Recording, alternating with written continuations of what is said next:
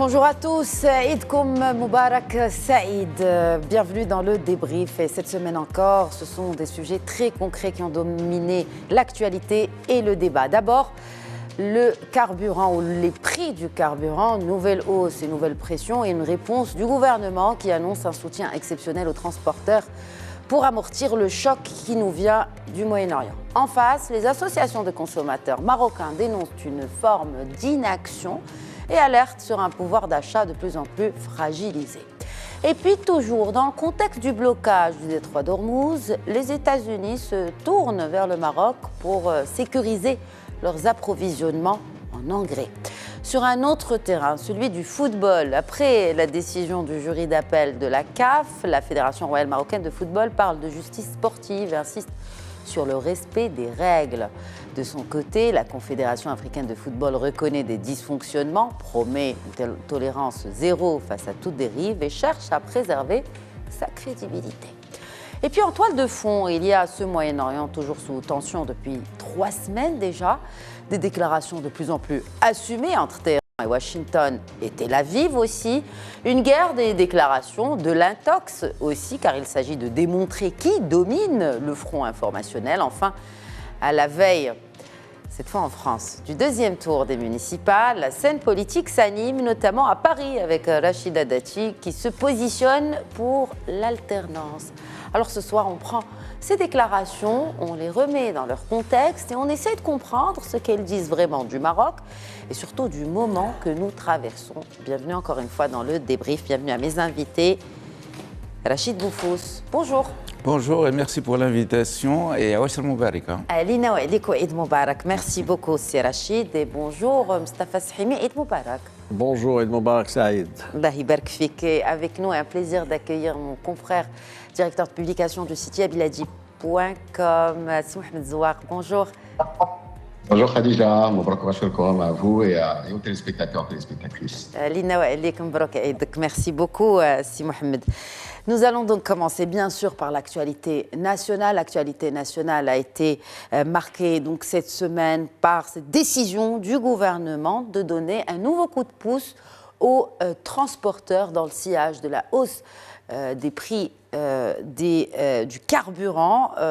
Et cette déclaration du porte-parole donc, du gouvernement, Mustafa Beitas, suite à cette annonce donc, de soutien exceptionnel supplémentaire aux professionnels du transport routier pour atténuer l'impact de cette nouvelle flambée, dit Mustafa Beitas. Fait exceptionnel mais supplémentaire, Mustafa Sahimi, ce n'est pas la première fois. Donc c'est un coup de main, un coup de pouce exceptionnel mais supplémentaire parce que ce n'est pas la première fois. Le gouvernement avait déjà aidé les transporteurs routiers pendant la guerre en Ukraine, notamment après le démarrage de celle-ci. C'est un gouvernement qui se trouve confronté de nouveau à une situation particulière qui n'était pas prévisible ni programmable, puisque ce n'était pas prédictible dans la loi de finances 2026. Évidemment, le gouvernement maintenant a eu déjà d'autres dépenses exceptionnelles, notamment le fonds qui avait été alloué pour les inondations, vous savez, il y a quelques semaines dans le Nord. Il y a une rubrique dans le budget qui prévoit des dépenses exceptionnelles, mais ça ne va pas au-delà. Donc là, on ne sait pas quel va être le montant de l'enveloppe, 1 milliard de dirhams, 2, etc. Il n'y a pas le choix.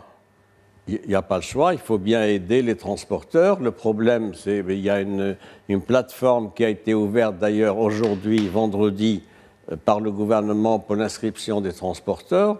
Et donc, pour qu'ils soient éligibles donc, à cette aide, simplement, évidemment, ça a des effets par ailleurs, et c'est fait par ailleurs sur les consommateurs. Oui, mais ce qu'on a remarqué aussi, Mustafa Sahimi, lors de la guerre en Ukraine, parce qu'il y a beaucoup de similarités, hein, quand la guerre en Ukraine a démarré, effectivement, le gouvernement a pris les mesures nécessaires, mais ça n'a pas suffi pour stopper la hausse des prix, l'envolée même des prix. Et là, je parle de tous les prix, ça va des composantes mécaniques jusqu'au kilo de tomates. Vous avez raison de le relever. Moi, je connais un peu le terrain, je vais vous donner un exemple. Aujourd'hui, le kilo d'oignon coûte 15 dirhams. 15 dirhams le kilo. Voilà. Alors, ça tient à quoi? Ça tient au fait que d'un côté, il y a une politique de subvention exceptionnelle pour aider les transporteurs, mais par ailleurs, il y a un autre processus qui induit à l'occasion de ces circonstances-là, c'est les réseaux spéculatifs. Il n'y a aucun contrôle. Je vous donne un autre exemple. Les prix des transports aujourd'hui, du fait de l'Eid, etc., étaient multipliés par 3, par 4. Par les cars, par les taxis, par tout le monde. Donc il y a un déficit de contrôle de la politique des prix. Il y a un discours officiel, mais un discours officiel qui est défaillant sur ce plan-là. On ne prend pas suffisamment en compte le pouvoir d'achat des consommateurs, des passagers, des usagers, etc. Et ça tient au fait que c'est un gouvernement qui, me semble-t-il, est plus dans la décision de conjoncture ponctuelle pour dire « je m'occupe de cette situation-là », plus que dans l'expression d'une politique de terrain.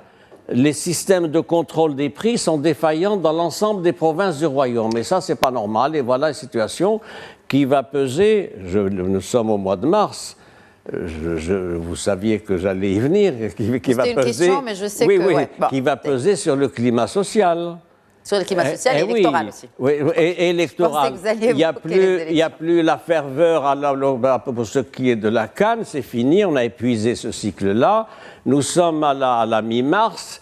Mi-mars, dans 6 semaines, c'est le 1er mai, c'est la fête du travail. Il y a donc forcément le risque et l'option et l'hypothèse d'une remobilisation sociale du fait de la détérioration du pouvoir d'achat et du fait que ça va donner du grain à moudre aux organisations syndicales. Vous avez raison de le relever, nous sommes dans un climat électoral et préélectoral, et donc forcément des surenchères, forcément des atteintes non satisfaites. Voilà une conjoncture qui est difficile à maîtriser pour ce gouvernement qui, par ailleurs, est en fin de course. Oui. Voilà. Il est en mais fin ça, de mandat. c'est un autre débat. Il est en fin de mandat. C'est un autre débat, mais il a quand même à gérer les imprévus. Vous en avez parlé. C'est effectivement c'est une situation qu'on ne peut pas réellement prévoir. Surtout une guerre. Bon, cela dit, il y a 3 ans, une autre guerre a commencé aux portes de l'Europe, c'était en Ukraine. Il y a beaucoup d'imprévus que ce gouvernement a eu à gérer pour vraiment rester très factuel et objectif. Beaucoup d'événements, que ce soit des catastrophes naturelles, d'ordre géopolitique, d'ordre économique, bref, il n'en est pas à sa première situation compliquée à gérer. Mais cela dit, c'est Mohamed Zouar, les consommateurs marocains aujourd'hui, on voit qu'il y a des associations, d'ailleurs on a l'association ou les associations de consommateurs qui dénoncent une hausse continue des prix, une absence de réponse jugée suffisante des autorités face à cette augmentation qui continue de susciter donc de vives réactions et menace le pouvoir d'achat. Et une tension latente, donc ce que vous disiez, une tension sociale latente.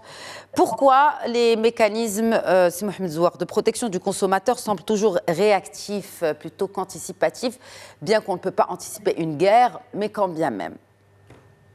Alors, sur les associations de consommateurs, il y a un travail qui est fait tout au long de l'année, mais on ne peut pas leur reprocher d'être réactif quand il y a un moment de crise. C'est vrai que la marge de manœuvre du gouvernement est d'autant plus étroite que les chocs externes précédents avec la guerre en Ukraine, avec l'inflation induite, mais aussi les différentes catastrophes naturelles. On se souvient du tremblement de terre Al-Haouz, mais aussi des inondations plus récentes. La marge de manœuvre elle est beaucoup plus étroite, mais on voit qu'il y a une volonté du gouvernement de réagir plus rapidement que ce qui avait été fait lors de la guerre en Ukraine pour maîtriser les prix, pour éviter qu'il y ait des signaux négatifs ou des réflexes de la part, ça a été dit par M. Sini, de la part des intermédiaires qui sont souvent aussi des profiteurs de crise, des spéculateurs, enfin certains intermédiaires qui profitent de la crise. Et donc la volonté, c'est tout de suite de maîtriser, d'éviter qu'il y ait une sorte de dérapage.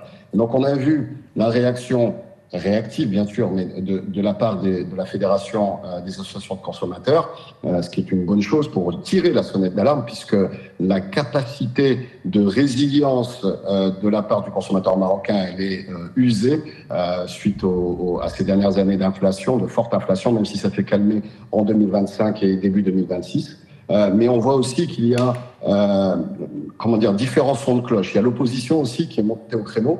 On a vu notamment le député du PJD, Mostafa Ibrahimi, qui a attaqué le gouvernement, notamment sur son manque, vous parlez d'anticipation, sur son manque d'anticipation, à savoir les stocks stratégiques pour amortir les chocs au niveau des marchés mondiaux, notamment des hydrocarbures. Normalement, on aurait dû avoir ce que la loi préconise, c'est qu'il y ait 60 jours de stock stratégique pour les carburants. Apparemment, on serait plus aux alentours de 18 jours. Là aussi, c'est une critique très forte de la part de l'opposition. Et plus grave encore, me semble-t-il, pour la coalition gouvernementale, c'est qu'il y a un effritement aussi au sein de la majorité gouvernementale. On a vu notamment Hicham Saberi, un secrétaire d'État, je crois que c'était sur Al-Oula, secrétaire d'État chargé de l'emploi, qui est monté au créneau pour dire aussi qu'il estimait que on ne pouvait pas donner on pouvait pas seulement subventionner les chauffeurs routiers, mais qu'il fallait que toute aide au niveau de l'argent public aille d'abord au bénéfice du consommateur. Donc là aussi, ça présuppose beaucoup de tensions, à la fois, comme l'avait dit M. Slimi, à la fois au niveau de la rue, avec le risque de contestation sociale, mais aussi au niveau politique, dans une année charnière, puisque c'est une année électorale. Absolument, c'est une année électorale, mais on le voit, on n'est pas content de cette gestion.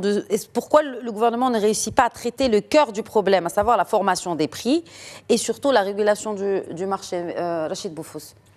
Écoutez, c'est toujours facile de venir jeter la pierre au gouvernement parce qu'encore une fois, c'est une situation exceptionnelle qui ne dépend pas du Maroc mais d'un climat international qui est très agité.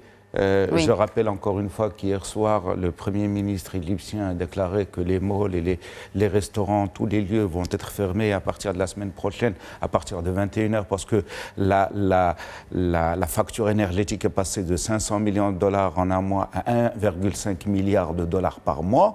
Donc nous ne sommes pas les seuls dans cette situation. Moi, je trouve que, après l'exemple de l'Égypte, il y a la monnaie aussi.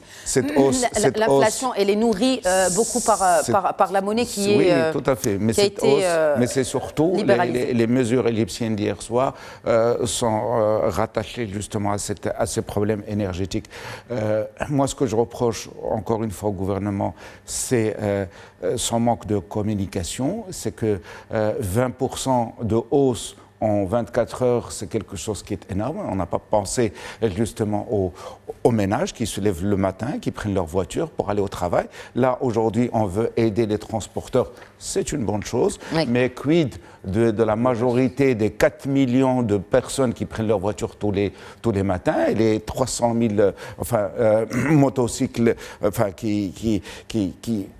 et ça, c'est vraiment à la pompe. Et moi, j'ai vu dimanche soir, justement, 1 heure avant la hausse du prix qui est venue vraiment très vite, des queues incroyables devant les stations de service.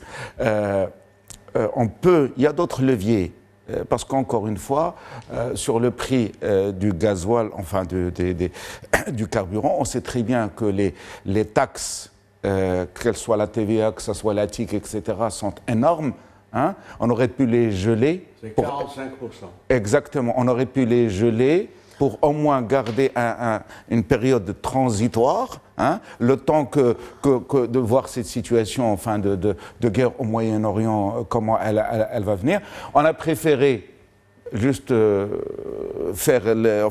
activer les leviers du marché, c'est-à-dire l'offre et la demande et surtout la pression internationale sur les commandes à moyen terme de carburant. Cela pose le problème, encore une fois, d'une stratégie du gouvernement qui n'existe pas aujourd'hui en matière de préservation donc des stocks stratégiques en matière de carburant, de stockage aussi, parce que nous n'avons que 30 jours, mais dans les faits, nous n'avons pas plus de 15 jours, hein, parce qu'on travaille sur... notre stock stratégique est de 45 jours. Ouais, c'est dans la réalité, on est sur des flux très tendus, et on l'a vu la dernière fois avec les intempéries, comment les pétroliers ne sont pas arrivés au port, parce qu'il y a... Et donc nous sommes vraiment dans des situations assez difficiles sur lesquels nous n'avons pas la main, mais par contre, nous avons la main sur la fiscalité, justement, où nous pouvions... Non. Si vous parlez de ça, ça veut dire qu'il faut une loi de finances rectificative. Parce que, fait intéressant, la loi de finances ne peut pas être changée, même si le baril double, parce que là, la loi de finances, elle prévoit un baril autour de 66 $. Le baril peut monter au-delà de 120 $, donc c'est quasiment le double des prévisions. Bien que ces prévisions ne soient pas les mêmes, le gouvernement, en tout cas le prochain gouvernement, parce que celui-là ne va pas décider de la prochaine loi de finances, n'a pas à revoir la loi de finances. Bon, en tout cas, la loi de finances pour 2026, elle est ce qu'elle est. Oui. Mais ce que vous proposez, c'est de revoir les recettes de l'État. Non, de geler. Parce que pour les revoir, il faut passer par le Parlement. C'est difficile avec un mandat gouvernemental, enfin, qui arrive à. Est-ce que l'État a les moyens de geler cette manne?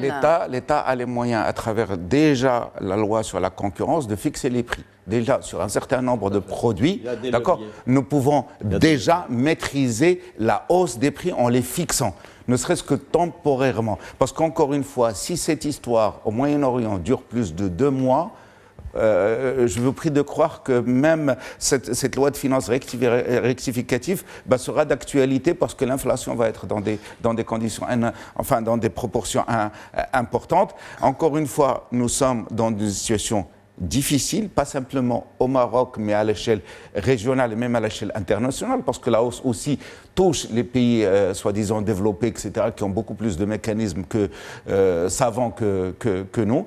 Mais je pense qu'on peut, à notre niveau, agir sur ces questions de maîtrise des prix, de fixation des prix que nous permettent nos lois. Et peut-être que ça donne aussi l'idée, demain, de réfléchir sur d'autres mécanismes législatifs, justement en rapport avec ça.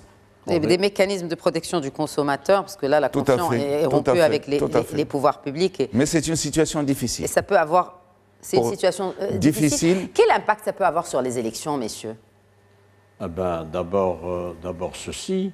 Ce gouvernement avait fait un programme en octobre 2021, un programme optimiste, sinon euphorique. Je veux quand même rappeler qu'il avait proposé la création d'1 million d'emplois et un taux de croissance de 5 à 6%, etc. Nous sommes loin du compte, sauf pour 2026, où il y aura un taux de croissance, pour l'instant, de 5,6. Mais évidemment, il va baisser dans les mois à venir. Ça aura un impact parce que c'est un gouvernement qui n'a pas la main, fondamentalement. Il y a déjà, si je puis dire, son bilan. L'actif, évidemment, est connu, un certain nombre de choses qui ont été faites, de réformes, tout ça, etc. Mais il y a également le passif. Le passif, c'est le fait que ce gouvernement n'a pas été à la hauteur des besoins et des attentes des citoyens. Est-ce que ça va être, du coup, pénalisant pour les prochaines élections? C'est pénalisant. Au profit de qui? Au bénéfice de qui? C'est pénalisant pour qui? C'est pénalisant pour les sortants. C'est la règle. Naturellement, c'est pour les sortants. J'y viens. C'est ceux qui sont au pouvoir. Mais est-ce qu'il y a un parti en particulier? Il y a un parti, c'est celui du chef du gouvernement, c'est-à-dire le RNI. Le RNI est dans une situation maintenant tellement contraignante qu'il ne peut pas refaire campagne pour faire des promesses jusqu'à 2031 pour dire nous allons faire ceci, nous allons faire cela. C'est ça qui est contraignant. La tâche est difficile pour le nouveau président du RNI. Eh oui, parce que c'est le RNI, identifié par d'ailleurs le chef du gouvernement sortant, lequel chef du gouvernement a quitté le RNI, vous le savez, dans des conditions particulières, estimant sans doute qu'il n'était pas en mesure de mener son parti pour faire campagne d'ici septembre 2026, précisément du fait des hypothèques pesant sur le bilan de son action. Oui. Les partis qui peuvent bénéficier de cela, de manière marginale, c'est évidemment le PAM et les Stirlel, parce qu'ils sont quand même dans la majorité, mais c'est au niveau de l'opposition qu'il y aura sûrement une valeur ajoutée. De qui? L'opposition, pas l'USFP. L'USFP n'est pas audible aujourd'hui. Je le dis avec les nuances qu'il faut, etc., au niveau du PJD qui, sur ce plan-là, se remobilise pour dire, voyez ce gouvernement, comment il est, le pouvoir d'achat des consommateurs n'est pas pris en compte, etc., et c'est un gouvernement qui s'est préoccupé des gros intérêts et des lobbies. Je parle de lobby volontairement, le lobby des transporteurs est important. Le lobby des transporteurs, ce n'est pas un individu, Ce n'est pas celui qui conduit un 12 tonnes, etc., qui fait Rabat-Taza. Ce sont de grandes sociétés de transport liées à des réseaux qui ont de gros intérêts. Évidemment, sur ce plan-là, le gouvernement tient compte de la place et du rôle de ces réseaux dans les campagnes électorales et dans la mobilisation. Faut-il rappeler qu'en 2022, le gouvernement marocain avait lancé cette même opération de soutien aux transporteurs routiers qui avait quand même coûté la somme de 7 milliards de dirhams. Oui. Donc voilà. À l'époque du Covid, oui. Mais encore... Juste, je mets ça là parce que vous avez parlé des lobbies, etc. Absolument. C'est Mohamed Zouak, une réaction sur l'impact de tout ceci sur les prochaines élections. Nous sommes à peine 6 mois, ce sera le 23 septembre prochain, presque 6 mois jour pour jour. Quel impact selon vous et qui en sort gagnant? Pas des élections, mais en tout cas de cette crise. Les élections arrivent vite. Oui. Les nuages s'amoncellent sur le gouvernement, la majorité gouvernementale et notamment sur le RNI, comme ça a été souligné. Le RNI qui déjà n'a plus son mentor, Aziz Akhannouch, chef du gouvernement et ancien chef du parti, pour mener son parti, le parti de la Colombe, au succès. Le remplaçant va avoir fort à faire, surtout, comme je disais tout à l'heure, on a une majorité qui déjà, certains partis de la majorité qui déjà fourbissent leurs armes, qui essayent de se dissocier d'un bilan qui est quand même loin d'être positif. Alors, il peut être positif sur peut-être la croissance économique, il peut être positif sur certains secteurs qui ont tiré bénéfice de la dynamique économique et du développement économique du pays ces 5 dernières années. Mais par contre, sur l'emploi, 1 million d'emplois, en réalité, à part 2025, les autres années, il n'y a quasiment pas eu de création d'emplois, il y a même eu une destruction d'emplois. Et puis sur la cherté de la vie, et là pour le coup, c'est directement le portefeuille des électeurs et des électrices. Et là-dessus, clairement, l'opposition va faire le forcing, je pense, sur ça. Ce qui est bizarre d'ailleurs, c'est que la campagne n'a pas encore commencé. On est encore sur la réserve. On n'a pas encore de promesses électorales, de programmes électoraux. Mais on peut s'attendre dans les prochaines semaines, prochains mois, à ce que le débat s'accentue sur le coût de la vie, sur les rémunérations, les salaires, parce que c'est l'élément qui, je pense, sera le plus, qui marquera le plus l'électorat, puisqu'on est clairement dans le pouvoir d'achat et l'élément central sur lequel on va loger l'action, sur lequel les citoyens vont jauger l'action du gouvernement. Donc je suis assez pessimiste pour le RNI. Je pense que là-dessus, il y a un grand couloir à la fois pour les autres partis de la majorité, mais aussi pour les partis d'opposition. Samy citait le PJD notamment, peut-être que le PPS pourra aussi jouer cette carte, mais comme dans d'autres pays, clairement... On voit que le secrétaire général du PPS, Ibn Abdallah, multiplie aussi les sorties médiatiques. On voit qu'il se positionne aussi sur certains dossiers où, il faut le dire, le gouvernement a échoué. Mais je vous interromps aussi, au-delà des partis politiques qui se distinguent de l'opposition, certains sont plus audibles que d'autres, mais le plus grand perdant n'est-il pas finalement le taux de participation? Parce que quand je parle d'impact, il ne s'agit pas que d'impact que sur les partis politiques, mais sur le taux de participation aux prochaines élections au vu du contexte et de l'atmosphère ambiante. Je pense qu'il peut y avoir, au contraire, il pourrait y avoir une remobilisation. Puisque là, pour le coup, quand les citoyens sont touchés, l'abstention, en fait, touchait surtout, se propageait surtout parce qu'il y avait une sorte de désillusion par rapport aux politiques. Mais quand, notamment sur des grandes questions, l'emploi, etc., mais là, quand c'est clairement le portefeuille qui est touché, je pense au contraire que si les partis d'opposition ou les autres partis jouent bien leur carte, ils pourraient mobiliser l'électorat. On pense notamment au PJD qui a beaucoup perdu et dont l'électorat s'est beaucoup abstenu. Il pourrait remobiliser son électorat parce qu'il y a vraiment, pour le coup, un objet de colère qui peut être cristallisé autour d'un programme politique et autour d'un discours politique beaucoup plus offensif sur cette question de pouvoir d'achat. Parfait. On va passer peut-être à l'autre gros sujet de la semaine. Mostafa Sahmi, vous vouliez ajouter un mot? Oui, sur la participation électorale. Je ne vais pas vous frustrer quand même. Oui, si vous permettez, l'hypothèse que je formule, elle vaut ce qu'elle vaut, c'est une dynamique sociale contestataire alimentée en parallèle par le PJD et le PPS. Bien, j'y ajoute aussi le fait qu'il y a un certain nombre de dossiers sur la table du gouvernement qui ne sont pas réglés, notamment la réforme des caisses de retraite, qui est un facteur de clivage et de mobilisation syndicale. Certainement pas pour ce gouvernement. Ah oui, mais il l'a annoncé. Enfin, c'est quand même invraisemblable qu'en 2026, on n'arrive pas à régler cette histoire de la réforme des caisses de retraite, alors que les hypothèses les plus préoccupantes sont retenues pour 2031, 2032, 2036, etc. Alors, sur la participation électorale, il faut rappeler qu'en 2021, c'était 50,2%. Pourquoi 52%? C'est un taux qui était supérieur de 7 points à celui de 2016. Pourquoi? Parce que le 8 septembre 2021, on avait réuni 3 scrutins. Le scrutin communal, le scrutin régional, le scrutin des 395 membres de la Chambre des représentants. On ne peut pas refaire la même opération, avoir 3 scrutins le 23 septembre prochain.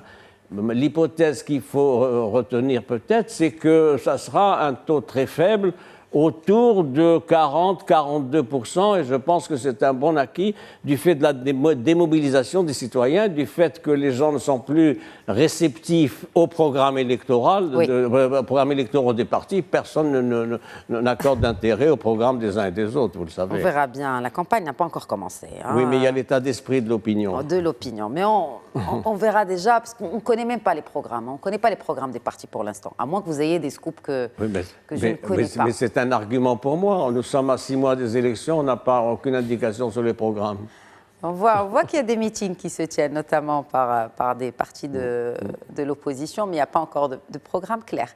Alors, ce qui est clair, c'est ce sacre marocain, footballistique, 2 mois, jour pour jour, après cette finale très contestée de la CAN, qui s'est tenue ici à Rabat.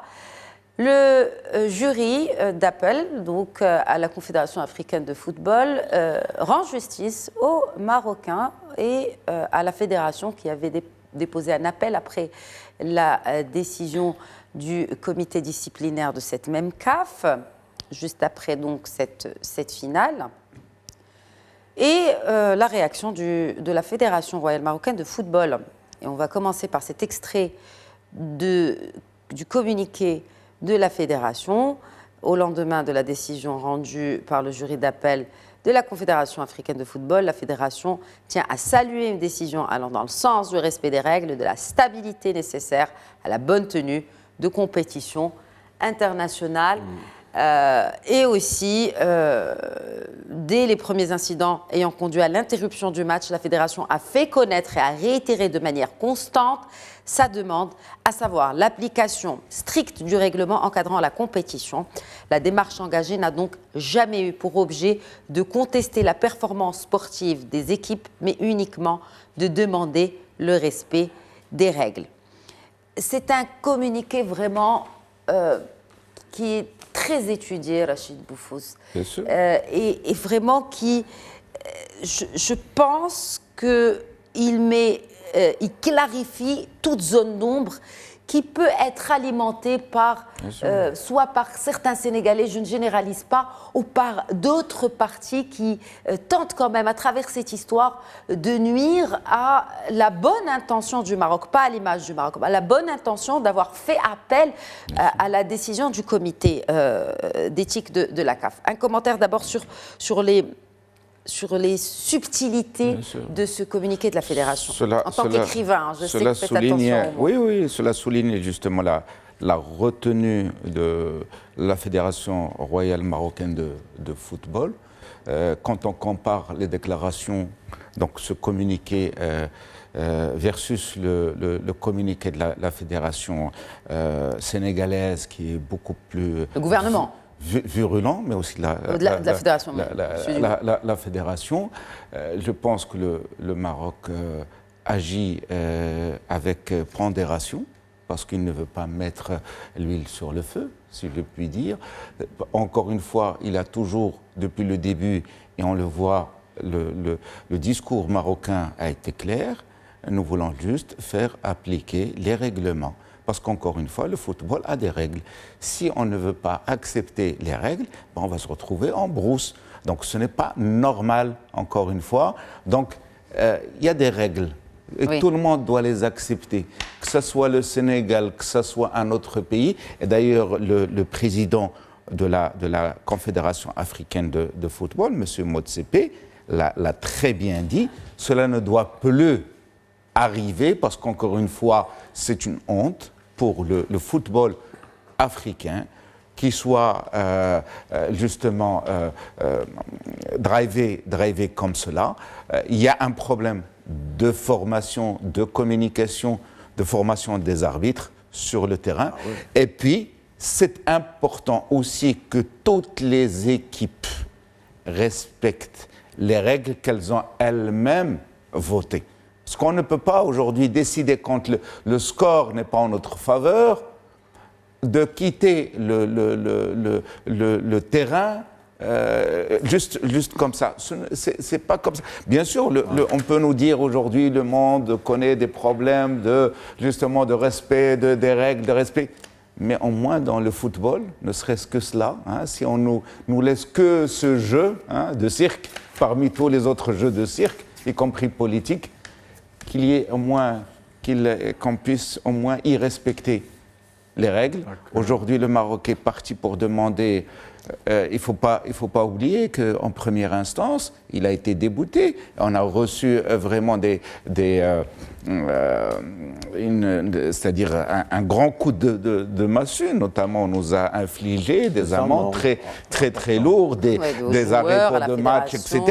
Absolument. L'appel, ce n'est que justice, parce qu'encore une fois, quand on lit, j'ai relu à plusieurs reprises le communiqué justement de ce comité, ils ne font qu'appliquer ces deux fameux articles, 82 et 84. Oui. Quand une équipe quitte le terrain, elle est disqualifiée. C'est aussi simple que cela. Mais on doit se justifier aussi. Non, on ne doit pas se justifier. Non. Oui, mais on voit que de l'autre côté, on voit que narratif. Nous avons tout un continent contre nous. Encore une fois, il ne faut pas l'oublier sur cette histoire. Encore une fois, le Maroc a démontré sa capacité. Aujourd'hui, il est le seul pays africain capable de recevoir plusieurs fois, même dans l'année, de grandes manifestations sportives internationales. Il l'a très bien démontré. Nous sommes jalousés, il faut le dire, nous sommes attaqués de nulle part. Il faut voir depuis 48 heures comment certains pays qui n'ont aucun rapport avec cela, notamment nos voisins, qui nous attaquent justement à travers des médias officiels, parce que encore une fois, ça ne nous étonne pas. C'est un peu normal quand ça vient des voisins. Le contraire pourrait vous étonner. Moi, je salue la pondération de la Fédération royale marocaine de football. Toujours cette façon de trouver le bon mot pour n'agresser personne, juste demander son droit, d'accord? Alors aujourd'hui, on nous reproche d'avoir obtenu justice, on nous reproche même pire que cela, des connivences, enfin, il y a des soupçons de corruption, on nous accuse, même à travers des déclarations feutrées, qu'il y aurait une grande machination, enfin de la corruption dans cette affaire. Je pense que c'est quelque chose qu'il ne faut absolument pas accepter ni admettre, d'accord, que notre probité soit mise en doute. Alors, ce qui est vraiment regrettable, c'est qu'il y ait des personnalités du monde du football, notamment des entraîneurs qui connaissent très bien le continent africain pour avoir entraîné plusieurs équipes africaines, pour ne citer que le Cameroun, l'équipe de RDC et l'équipe du Congo-Brazza. Il s'agit de cet entraîneur. Claude Leroy était l'ancien entraîneur de toutes ces équipes, et encore une fois, Claude Leroy, c'est quelqu'un qui a fait son temps, qui essaie de revenir malgré lui, et qui essaie un petit peu d'aider ses anciens employeur, mais je pense qu'il a fait la déclaration de trop, et ce n'est pas à son honneur pour un professionnel de cette taille de faire des déclarations aussi abracadabrantesques que celle-ci. Je pense qu'il faut arrêter avec cela. Il y a aujourd'hui une décision qui a été rendue par il est passé par là, c'était en 2015, quand il était sélectionneur du Congo-Brazza. Ils n'ont pas été satisfaits par le repêchage de leur équipe pour la phase de poule des éliminatoires de la Coupe d'Afrique donc de 2015. Le Rwanda disqualifié par la CAF. C'était la fédération congolaise qui avait déposé un recours. Et c'est ce même Claude Leroy qui était son sélectionneur. Voilà. Et c'est à se poser la question. Là, j'aimerais bien poser la question à il faut leur apprendre à respecter des règles. Oui, mais en tant que professionnel des médias, c'est Mohamed Zouak, on sent quand même qu'il y a nous ne sommes pas assez présents, notamment dans les médias internationaux, sauf certaines exceptions. Nous allons d'ailleurs parler de cette déclaration. Pourquoi j'ai parlé de Claude Leroy? Parce qu'il y a des personnalités telles que l'ancien international Mostafa Hadji qui a réagi à ces propos. Nous n'avons pas à nous justifier, mais une présence quand même est souhaitable, notamment sur des plateaux télé français ou autres. Mostafa Hadji qui s'élèverait donc sur la situation mercredi sur RMC. Je pense que le Maroc n'a fait que respecter les lois du foot. Cette décision rentre dans un contexte plus général où les lois du football ont simplement été respectées. J'en veux à Claude Leroy. C'est le roi de la bêtise et de la connerie quand il parle de magouille, qui nomme des gens et amène des preuves.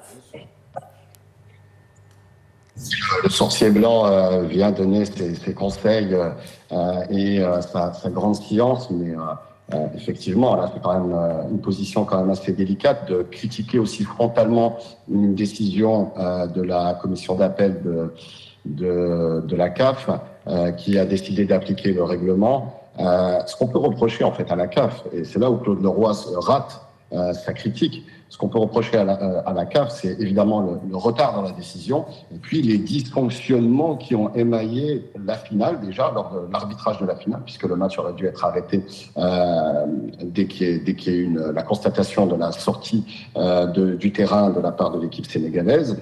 Mais ensuite, ça a été dit sur votre plateau, le comité disciplinaire donc la première instance qui a pris une décision quand même assez ahurissante, le jury a pris une décision assez ahurissante. Et là, en fait, on revient à une décision qui est un peu plus conforme au règlement, sans préjuger, bien sûr, de ce qui va être décidé au TAS, puisqu'il y a encore la bataille juridique continuera à Lausanne, en Suisse, avec le tribunal arbitral sportif. Oui. Mais moi, ce qui me paraît le plus critiquable, beaucoup ont parlé d'éthique, par exemple, sur certains plateaux télé, notamment des chaînes sportives, on parlait d'éthique et je crois que c'était d'ailleurs Riolo, journaliste sportif chez RMC, qui a rappelé, qui a remis un petit peu l'église au milieu du village en disant mais attendez, on parle d'éthique là, mais c'est ahurissant. Il faut quand même rappeler que quitter le terrain parce qu'on n'est pas d'accord avec une décision de l'arbitre, c'est ça le problème de l'éthique sportive. Oui, mais on n'entend pas assez. Alors, peut-être que je me trompe, hein. Est-ce que ce discours-là est celui qu'on entend davantage sur les plateaux télé, notamment français, par exemple? Oui, en fait, comment dire, il y a un changement. C'est-à-dire que vous avez, au départ, après la finale, énormément de critiques vis-à-vis du Maroc, parce que la finale a été, alors que c'était plutôt l'arbitrage qui aurait dû être critiqué, mais on a senti qu'il y avait aussi des personnes qui étaient contentes de la défaite, qui se satisfaisaient de la défaite du Maroc face au Sénégal, comme une sorte de vengeance de David qui a battu Goliath, puisqu'il y a eu toute cette polémique et toute cette théorie conspirationniste sur une CAN qui aurait été achetée ou négociée pour le pays organisateur. Très et donc bien. beaucoup se sont, d'ailleurs notamment un journaliste de Libération qui était sur un plateau, je crois que c'était sur le plateau de l'Équipe TV, qui est parti sur ce terrain-là assez glissant mais on voit qu'il y a un changement. C'est-à-dire que de plus en plus de commentateurs, et même dans les titres de la presse internationale, que ce soit en Europe, mais aussi au Japon, aux États-Unis, on sent qu'il y a un changement, puisque là, pour le coup, le Maroc a retrouvé ses droits, a obtenu justice, oui. Et est prêt pour le TAS. D'ailleurs, ça a été dit dans le communiqué de la Fédération. Et puis, ce que je vous ai souligné aussi, et ça, malheureusement, ça a été très peu souligné dans les médias internationaux, et peut-être un peu plus dans les médias marocains, mais c'est la politisation de cette affaire. Le Maroc, il n'y a que la fédération. Officiellement, il n'y a que la fédération qui a réagi. Quand on voit au Sénégal, d'abord, le chef de gouvernement, le Premier ministre, qui est intervenu, qui a fait un communiqué assez virulent après celui de la fédération, qui était déjà quand même assez problématique. Et puis, plus tard dans la nuit, hier soir, mercredi soir, pardon, il y avait eu un communiqué de la part de la présidence du Sénégal lors d'un conseil des ministres où on voit pareil qu'il y a une volonté d'implication du politique en plus de la fédération. Là déjà ça pose quand même un problème puisque ce n'est que du foot. Et puis, non, alors comment expliquer cela en tenant en compte, je pose la question, comment expliquer cela en tenant compte de la situation socio-économique aujourd'hui au Sénégal ? Oui, bien sûr, mais on l'a vu d'ailleurs dès la finale. En réalité, après la finale, le pouvoir politique sénégalais a accueilli avec satisfaction cette euphorie sportive de la population, cette liesse populaire. C'est tout à fait normal. C'est le propre du populisme politique, c'est de profiter des vagues positives, surtout quand on est dans une situation économique et sociale délicate. Rappelons que il y a eu pas mal d'irrégularités dans les finances sénégalaises, le FMI qui est au taquet, qui est en train de remonter les bretelles du gouvernement sénégalais parce qu'il faut prendre des mesures assez radicales et qui seront évidemment impopulaires auprès de la population sénégalaise. Et donc, ils vont surfer sur cette victoire, sur cette coupe. On ne peut pas leur reprocher, c'est tout à fait normal. Okay. Et donc là, on se retrouve avec une sorte de réveil après un rêve, d'un réveil un peu brutal. Et donc, ils essayent de raccrocher, de persister et d'insister sur le fait que cette coupe restera au Sénégal et que nous réfutons, nous, Sénégalais, nous, gouvernement sénégalais, nous réfutons la décision de la CAF et nous sommes prêts à aller au TAS. Mais il n'y a pas que, on voit aussi que cette décision a déplu à un autre pouvoir politique, qui est le pouvoir politique algérien, ça a été dit sur votre plateau. Et là aussi, on ne comprend pas trop comment un pouvoir politique étranger, un ministre, par la voix d'un ministre, par la voix d'un ministre, qui a tweeté. Du ministre, me semble-t-il, ministre porte-parole du gouvernement, je crois. Et de toute façon, je ne me suis pas arrêtée sur la fonction, mais en tout cas, ce ne sont pas les indignations qui manquent. Bref, vous avez parlé de populisme politique, et c'est le cas de le dire. On va enchaîner avec ces déclarations de Trump, énième déclaration depuis le début des hostilités au Moyen-Orient sur l'Iran, ce 28 février. Donc 3 semaines, Trump, dans une séquence surprenante, et ça ne surprend plus personne, affirme que les États-Unis n'ont besoin de l'aide de personne. Une posture qui s'inscrit donc dans une vision assumée d'un leadership unilatéral. Peut-on encore parler d'alliance structurante avec Trump ? C'est cela que nous ne comprenons pas aujourd'hui ce que cherchent les États-Unis. Bon, il y a beaucoup de théories. Hein. On nous dit que l'Amérique, en attaquant l'Iran, elle cherche vraiment à couper l'herbe sous les pieds de la Chine, après avoir, parce qu'encore une fois, la Chine achète son pétrole à l'Iran, après l'affaire du Venezuela, où aussi la Chine, justement, s'approvisionnait. Aujourd'hui, on remarque qu'il n'y avait absolument pas de but de guerre dans cet engagement des États-Unis contre l'Iran.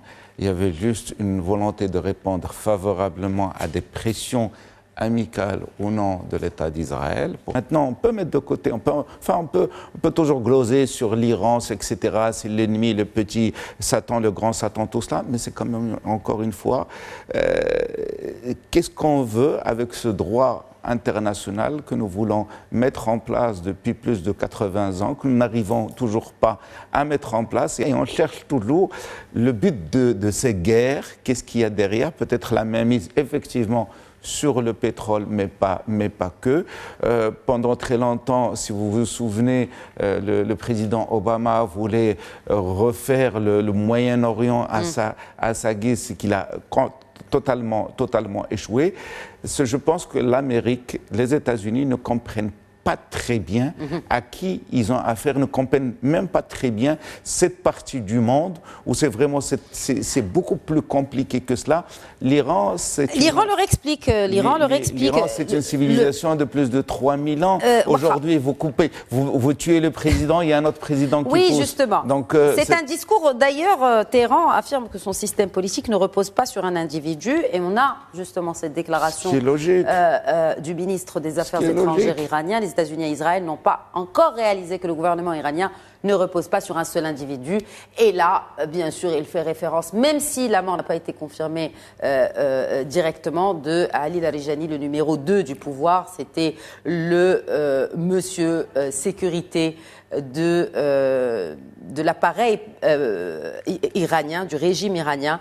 Donc c'est un manque de connaissances. On oublie souvent que le conseil qui élit le guide de la révolution iranienne, ce conseil compte une centaine de mollahs qui ont plus de 80 ans tous. Donc il faut absolument... Et c'est des gens qui ont fait la révolution avec Khomeini en 79. Donc ça veut dire que c'est pas demain la veille que toutes ces théories, de refus de l'Occident, etc., va changer. Commentaire, Mostafa Sahimi, avant qu'on clôt avec la France. Bien, rapidement, j'ai un avis différent sur ce qui a été dit, notamment sur les buts de guerre. Il y a des buts de guerre qui ont été soit explicites, soit implicites. 3 buts de guerre essentiellement. Le premier, c'est le problème des missiles balistiques intercontinentaux, donc qui peuvent atteindre les États-Unis, et c'est important. Deuxième but de guerre, c'est évidemment le problème du nucléaire. On ne sait pas s'il y a là-bas, mais ce qu'on sait, c'est qu'il y a 440 kilos d'uranium enrichi qui sont dans la nature et personne ne sait.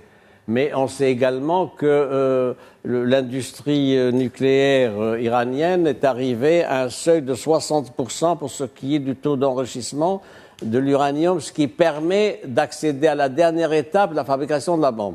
Troisième but, c'est le changement de régime. Changement de régime, mais avec une nuance. C'est plus la position israélienne que la position de Trump. Oui, mais bon, ils ont changé le régime, ils ont changé voilà. Alors, maintenant c'est la position du président Trump. Elle est variable. Pardon. Elle est variable. Il y a 3 jours, il avait dit: je demande à un certain nombre de pays alliés et autres de participer donc au problème de la liberté de circulation dans les 3 zones. Ils veulent pas s'aligner. Oui, ils veulent pas. Il y a France, Allemagne, Angleterre, tout ça, etc. Japon. La Chine n'a pas répondu, ce qui est quand même intéressant. Bien. Alors aujourd'hui, vous avez donné cette déclaration. Il dit: nous n'avons besoin de personne parce que c'est l'orgueil. C'est-à-dire, finalement, on a demandé, etc. Et nous sommes face à une situation qui est particulière, c'est-à-dire qu'il y a d'un côté un mix entre le déterminisme particulier d'Israël et de Netanyahou pour ce qui est de l'Iran, c'est un axe central, et de l'autre côté, un suivisme du président Trump avec des allers-retours, des hésitations, des complications. J'ai failli oublier cette déclaration très importante du Conseil économique de la Maison-Blanche, Kevin Hassett, qui l'affirme que son pays, les États-Unis, a approché le Maroc pour sécuriser leur approvisionnement en engrais suite au blocage donc du détroit d'Ormuz, qui pose aussi un problème par rapport à la sécurité alimentaire. Kevin Hassett, donc, qui s'exprimait lors d'une interview à la télévision. Les États-Unis donc ont besoin des engrais marocains pour leur sécurité. Il faut quand même rappeler que c'est l'un des pays agricoles, les plus grands pays agricoles au monde.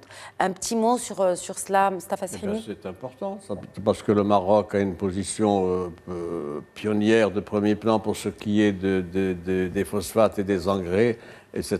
C'est le premier producteur, etc. Donc, c'est un élément de rapprochement des relations entre les deux pays. et le Maroc. Les États-Unis savent qu'ils peuvent compter sur le Maroc. Maintenant, sur la France, si vous le permettez. Ah ben oui, vous facilitez la transition, allez-y. Sur la France, les municipales. Alors, je vais vous donner, je vais vous surprendre, je vais vous donner le nom de la future maire de Paris. Vous avez la boule de cristal, parce qu'à l'instant, parler de la boule de cristal. Comme je me trompe souvent, c'est pour ça que je le dis. Qu'est-ce qui vous fait alors? Qu'est-ce qui vous fait Rachida Dati avec une fourchette de 52-55%. Pourquoi? Pourquoi? Parce qu'elle a fait un score moyen, sinon médiocre au premier tour, avec 25,4%. 10 points de moins que son... Oui, 12 que Emmanuel Grégoire, candidat du Parti Socialiste. Le PS, ouais. Il y a eu un débat, vous le savez, donc mercredi soir, pendant plus d'1h30, c'était intéressant, un débat, et donc Rachida Dati, Emmanuel Grégoire et la représentante de parti de Jean-Luc Mélenchon, la Force Insoumise. Il y a des observations qui poussent dans ce sens, de ce que je dis donc de l'élection de Rachida Dati. Sarah Knafo, compagne d'Éric Zemmour et du parti La Reconquête, elle a fait un score intéressant, elle a fait 10,4%. Et elle a décidé de ne pas se maintenir, alors qu'avec le 10%, la barre de 10%, elle pouvait se maintenir. C'est une manière indirecte, donc, d'apporter son appui à qui? À Rachida Dati, même s'il y a des déperditions, et pas au parti de gauche, donc, représenté par Emmanuel Grégoire. Il y a également Sophia Chikirou. Sophia Chikirou, elle a fait 11,7%, c'est évidemment l'extrême gauche, mais l'extrême gauche a deux adversaires. Elle a un adversaire principal, c'est-à-dire le Parti socialiste, qui est paradoxal du fait des contentieux qu'il y a donc entre Olivier Faure et Jean-Luc Mélenchon sur ce plan-là. Et donc il y a une partie de l'électorat de socialistes et LFI en particulier qui a porté ses voix.